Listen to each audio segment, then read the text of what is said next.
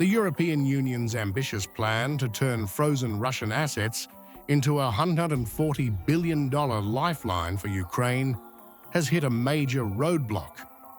Brussels had hoped to greenlight a reparation loan that could bolster Kyiv's defense against Moscow. Instead, the plan has been effectively stalled by Belgium, leaving EU leaders scrambling for a compromise. Belgium's Prime Minister, Bart de Wever, argued that the legal and financial risks of touching these assets were too high. Most of the frozen Russian funds, estimated at $183 billion, sit in Euroclear in Brussels, giving Belgium outsized influence over the proposal. Russia also has allies. And if Russian courts start saying we're going to seize European assets, can take all kinds of forms of assets. They could turn against the clients of Euroclear, which is the entire world, against the shareholders of Euroclear, companies of European origin, you name it. And they could imagine countermeasures against it in Russia and maybe also in allied countries. De Wever insisted that Belgium could not shoulder the risk alone. Without guarantees from other EU member states, he warned, the country could face costly Russian retaliation or legal action.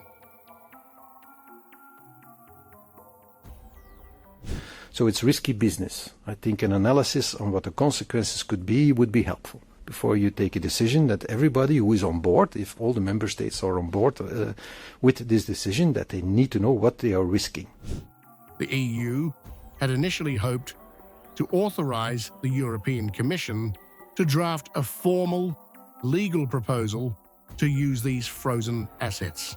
But after intense negotiation, leaders only agreed to explore options for financial support, effectively kicking the can down the road until at least December. Ukraine, facing mounting pressure on the front lines, urged Europe to act swiftly. President Volodymyr Zelensky stressed the urgency of deploying the funds to strengthen Kyiv's air defense and frontline operations. You know that we use some benefits on these assets. Also, the way to this decision using benefits on these assets, Russian frozen assets, was also long and not simple. But we made these decisions in unity. This is important. And of course, one of the way he asked to use frozen assets, and between us, not only on humanitarian things. Yes, because they attack us. We need to defend, and answer.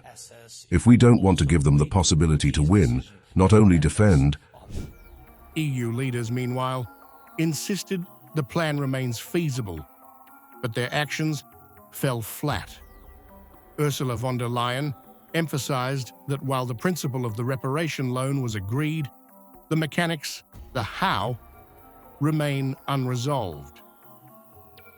We will keep up pressure on Russia for as long as it takes, just as we've always said that we will stand by Ukraine for as long as it takes to secure an end to the killing and a just and lasting peace.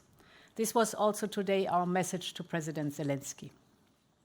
We had a good discussion on the reparations loan to be financed with the immobilized Russian assets, and it allowed us to identify points we still need to clarify, and then indeed we will come back with the different options that we will develop. In short, the EU's ambition to defreeze Russian assets to fund Ukraine has stumbled.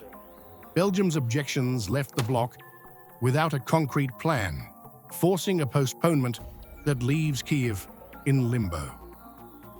Yet, Brussels has vowed to continue supporting Ukraine financially, promising to meet the country's pressing financial needs over the next 2 years. But with no concrete timeline and with legal uncertainties looming, the EU's pledge remains largely symbolic rather than operational. The $140 billion plan, meant to signal European solidarity and offset the US's reduced military aid, now stands as a stark reminder of the EU's internal divisions. and of the power of a single member state to derail even the bloc's most ambitious initiatives.